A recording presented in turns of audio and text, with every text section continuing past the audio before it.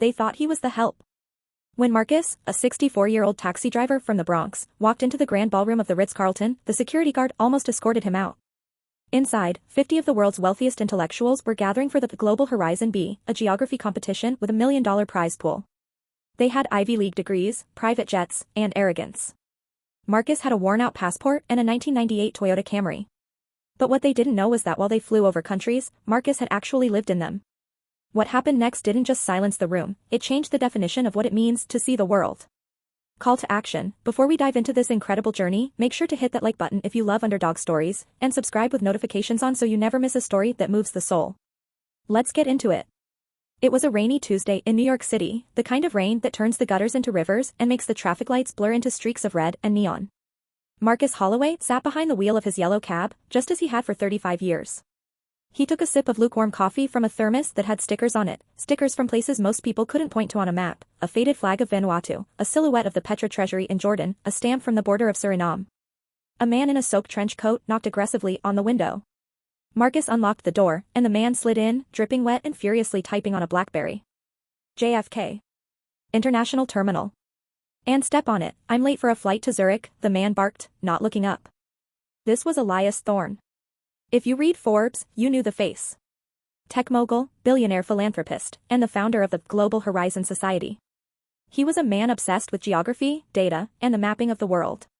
You got it, Marcus said, his voice a deep, calm rumble. As they merged onto the Van Wyck Expressway, Elias was on a call. No, Julian, you don't understand. The gala next week is a disaster. These contestants are frauds. They know the capitals, but they don't know the world. I asked the Harvard professor about the smell of the air in Mumbai during the monsoon, and he recited rainfall statistics. I need real explorers. Elias hung up, frustrated. He glanced at the dashboard and paused. He saw the stickers on the thermos. Then he saw a small, laminated photo taped to the dashboard. It showed a younger Marcus standing in front of a massive, burning crater in the ground. Elias leaned forward. Is that the door to hell? Marcus looked in the rearview mirror, eyes crinkling. Darvaza gas crater, Turkmenistan. 1989, before they put the fence up. Back then, you could feel the heat singe your eyebrows from 50 yards away. Elias froze. You've been to Turkmenistan? Turkmenistan, Tajikistan, Uzbekistan, Marcus listed them off like he was reciting a grocery list. Took the Trans-Siberian to Beijing, then hitchhiked down through Southeast Asia. Took me 4 years to save for that trip. Ate a lot of instant noodles. Elias, usually dismissive of anyone making less than 7 figures, put his phone away. I've been to Turkmenistan, Elias said. Stayed at the Sofitel in Ashgabat. Marcus chuckled softly. Beautiful white marble city. But if you didn't eat the plov at the Sunday market in Mary, you didn't really go to Turkmenistan, sir. For the next 40 minutes, the billionaire and the taxi driver didn't speak about traffic or politics. They spoke of the sulfur lakes in Ethiopia's Danakil Depression. They argued about whether the sunrise was better over Angkor Wat or Bagan. Marcus described the specific shade of blue of the water in the Maldives before the resorts took over, and the terror of crossing the Drake Passage to Antarctica on a fishing trawler because he couldn't afford an expedition ship. Marcus wasn't just a tourist. He was a traveler. Every dime he made driving the cab went into a flight fund. He lived in a studio apartment in the Bronx, wore thrift store clothes, and had no wife or children. His family was the world. He had set foot in all 195 UN-recognized countries. By the time they reached JFK, Elias Thorne had made a decision. Keep the meter running, Elias said. Actually, turn it off. I'm paying for your day. Here is my card. Next Saturday night at the Ritz. I'm hosting the Global Horizon B. I want you there. Marcus took the card, looking at the gold embossing. Sir, with all due respect, I own 2 suits. One for funerals, and one for, well, mostly funerals. I don't think I fit in. Marcus, Elias said, opening the door. You're the only one who fits in. Everyone else is just pretending. Saturday arrived. The Ritz-Carlton ballroom was a sea of diamonds, tuxedos, and pretension. The Global Horizon B was a prestigious event where academics, diplomats, and travel bloggers competed for a massive cash prize and a research grant. Marcus stood by the buffet table, tugging at his collar. He was wearing his funeral suit, a charcoal polyester blend that had seen better days. People gave him a wide berth, assuming he was lost staff or security. The competition began. The host, a famous news anchor, took the stage. Elias Thorne sat in the center of the judges' panel, watching the room like a hawk. Ladies and gentlemen, the host announced.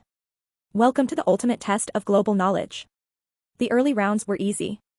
Capitals, major rivers, mountain ranges. What is the capital of Kazakhstan? Astana. Or Nur-Sultan, depending on the year, the contestants argued. The field narrowed from 50 to 10. The questions got harder.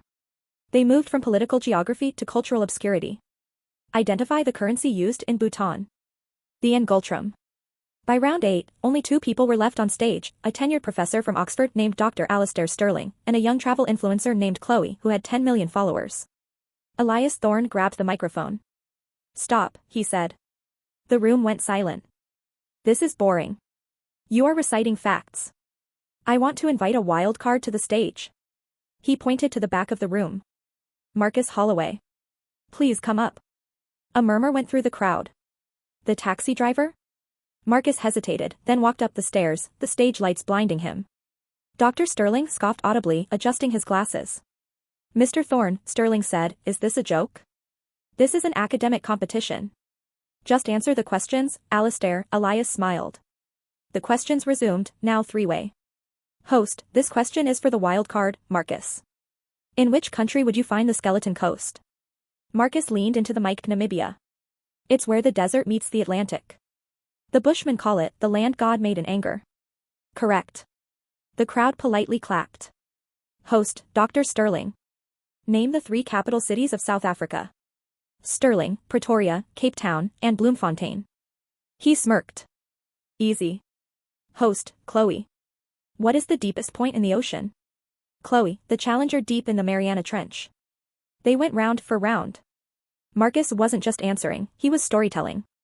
When asked about the Amazon, he didn't just name the tributaries, he talked about the sound of the howler monkeys at dawn near Manaus. Eventually, Chloe was eliminated on a question about the exclaves of Kyrgyzstan. It was down to the Oxford professor and the taxi driver. Elias Thorne stood up. Final round. Sudden death. I will ask the question. Elias looked at Dr. Sterling. Doctor, you are a specialist in Pacific Island geography. Tell me about the shrinking island of Tuvalu. Sterling straightened his tie. Tuvalu is a Polynesian island nation located in the Pacific Ocean, midway between Hawaii and Australia. It is comprised of 3 reef islands and 6 atolls. Its highest point is only 4.6 meters above sea level, making it highly susceptible to rising sea levels due to climate change. The capital is Funafuti. Textbook, Elias said. Correct facts. He turned to Marcus. The room was silent. You could hear a pin drop. Marcus, Elias asked quietly. Tell me about the runway in Tuvalu. Marcus closed his eyes. He wasn't in the Ritz anymore. He was back in the Pacific, the humid air sticking to his skin. The runway. Marcus started, his voice raspy. In Funafuti, the island is so narrow that the airport runway is the only large open space. During the day, when planes are coming, a siren sounds, and everyone clears out. But in the evening, sir, the runway becomes the living room of the country. Marcus opened his eyes, looking not at Elias, but at the audience. At 6 p.m., the sun starts to set, and the heat breaks. Children play volleyball over the landing strip nets. Young lovers walk hand in hand on the tarmac. Families bring out mats and sleep on the runway because the sea breeze cools the concrete. It's not just a piece of infrastructure. It's where the community breathes. It's where I learned that even when your land is sinking, the human spirit floats. For a moment, nobody moved. Dr. Sterling looked at the floor. He knew the elevation of the island, but he didn't know the heartbeat of the people.